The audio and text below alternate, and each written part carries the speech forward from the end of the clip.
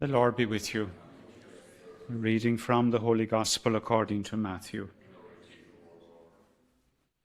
Jesus took a walk one Sabbath day through the cornfields. His disciples were hungry and began to pick ears of corn and eat them.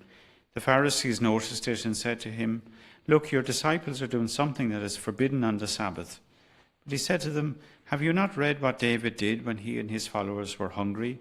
How he went into the house of God and how they ate the loaves of offering, which neither he nor his followers were allowed to eat, but which were for the priests alone?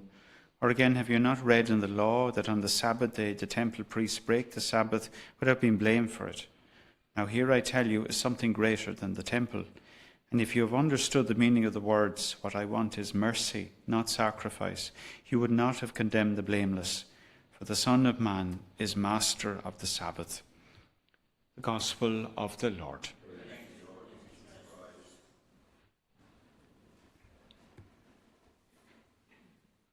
By nature, I suppose, I was brought up kind of neat, to be neat. It's just something, my parents, they weren't strict about things, but they didn't tolerate messy bedrooms or messy kitchens, or you cleaned up after yourself. And I suppose entering into religious life, I've had to put up with messy and clean and neat people, it's part and parcel of it. But in my own self, even small things, I often laugh. My brother is much worse than I am. Today they call it OCD and all these things. And they are real serious problems for some people. It captures their lives.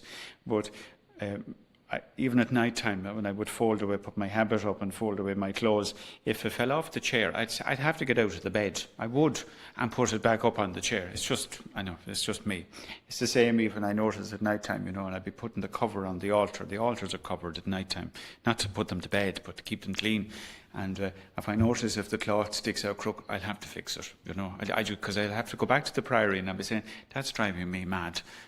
It's a little thing, but you could see how that can get out of control for people, and there's loads of programs online if you ever want to laugh, but it's sad too, where people have to keep going back, and maybe you have it a little bit, we all have a little bit of it in us, to keep going back to the thing, to straighten it or to fix it, and it's like a picture on the wall. I'd have to straighten it, I would have to straighten it, and would it annoy me? It probably would if I thought about it enough.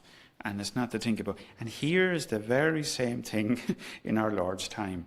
The Pharisees are watching Jesus. They're watching him.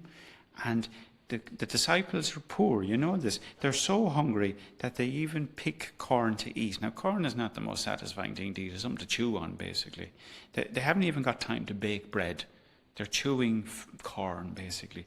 And they watch them and they say, "You're working on the Sabbath. The rule is you don't work on the Sabbath." Now, with our rule gets carried away out of hand. As you know yourself, if you've been to the Holy Land, there are even lifts in the hotels in the Holy Land for the very strict Jews, which there's no button in. Because you hit a button, it's working. So you get in and it'll go up and down. So God help you, whatever floor you're on, you just have to keep going up and down all day on it. Not even to open a door. But even how does a mother feed a child? Or how do you feed yourself if you start making everything into work? And it's the same in our spiritual lives, you can go through, did I say that prayer right? You can go back and say the prayer again. If you said your rosary and you missed a Hail Mary, do you ever get one of those moments? You say, what Hail Mary am I on? Would you go back and say the decade again? Our Lady doesn't care, she doesn't, don't worry about it. But you just say, no, better go back and say, just to tick the box. If God is in a ticked box, we're in trouble. We're in big trouble. He's not like that. I'm not saying you shouldn't say your prayers properly or anything like that, but it's at the level where it gets into a psychosis and control that they would even be staring at other people. They've taken their focus off themselves and are now starting to control everyone else. And that can happen for any of us. If you live with 24 men, you have lived with 24 temperaments and 24 different ways of setting a table and 24 different ways of making a bed. And one fellow will have a bomb of a room and another fellow will have a palace, And I often go in and say, "Oh God, did someone break into this room? Did someone break in here?" That's a fellow. It's his own bedroom. I don't have to live in it. I can't put my mind onto him. And it's the same in our religion. How I practice my faith, how I pray. I can't make you pray as I pray, and you're probably praying better than I am. You can't do it. It's impossible. So what our Lord is saying to these is, mind your own business. That's what he's saying. Mind your own business. Do you know? You're full of pride because you think you're doing it right and everyone else is wrong. And that's why he says at the very end, I want mercy. I want mercy. It's far more merciful and it's humble rather than being authoritative and full of pride. Full of pride. We're all in the same boat in many ways, you know.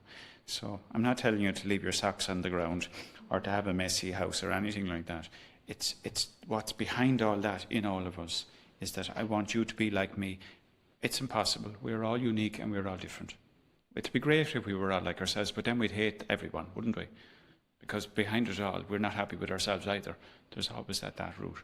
So keep your eyes to yourself, and particularly when it comes to religion, definitely keep your eyes to yourself. Do you know? Keep yourself humble before God and say, Lord, be merciful to me, a sinner. Be merciful to me, a sinner. I should know better. I should know better myself. Because he loves them as much as he loves the person with the messy room as he loves the person with the neat room. As a mother would. It's so natural. So keep your eyes to yourself and remember our Lord is not a box to be ticked. He doesn't do that. I want mercy, not sacrifice.